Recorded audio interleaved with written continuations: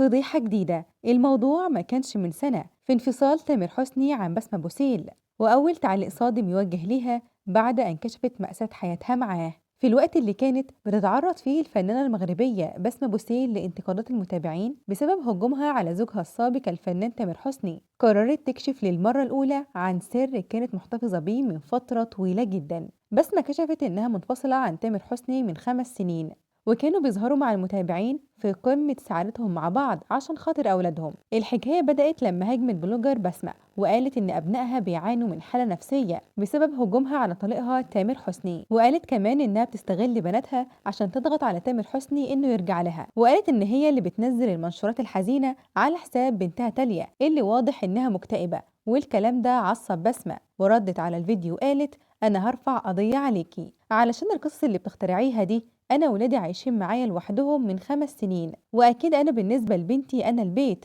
وتحليلك إن شاء الله هينفعك في المحكمة. وعلى جانب آخر، برغم انفصال الفنان تامر حسني وبسمة بوسيل، إلا إنها كل ما هتصحى الصبح هتلاقي نسخ صغيرة عايشين معاها، وده لأن ولادها كلهم واخدين شكل تامر حسني وملامحه، خصوصا بنته الكبيرة تاليا، وكل اللي بيشوفها في أي مكان بيقول إنها نسخة مصغرة منه. وده اللي حصل في الساعات الأخيرة بعد ما انتشر فيديو للفنانة بسمة بوسيل مع بنتها تاليا، ومفيش حد شاف الفيديو إلا واتكلم عن الشبه اللي بينها وبين والدها، وقالوا عليها بنت أبوها. وفي أول تعليق ورد صادم للفنان تامر حسني بعد هجوم طليقته بسمة بوسيل وبعد تصريحاتها، بعد أن حلت الفنانة المغربية بسمة بوسيل ضيفة على برنامج عند السؤال والذي يعرض على قناة المشهد، حيث كشفت عن العديد من الأسرار في حياتها، وفجرت مفاجآت عن علاقتها بالفنان تامر حسني لتنهار في البكاء خلال حديثها، مؤكدة إن حبها ليه دمرها وإنها استعادت حريتها بعد الطلاق. وقالت بسمة: أنا كنت في سن صغير قوي والحب أبهرني وعماني وخسرت نفسي. وتمالكت نفسها عن البكاء قائلة: أنا مش عايزة أعيط. وأضافت: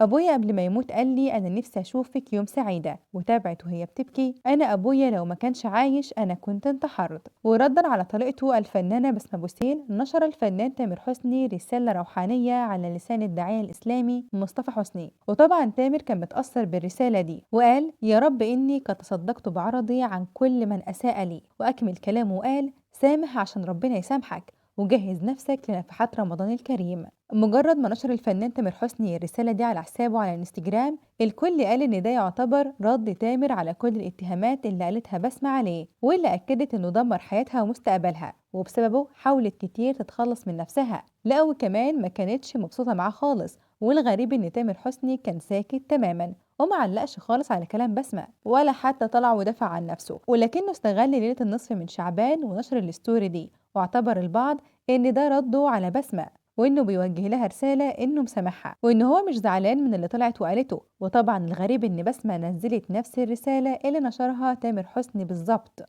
يا ترى بسمة بتحاول تصالح تامر ولا في سبب تاني؟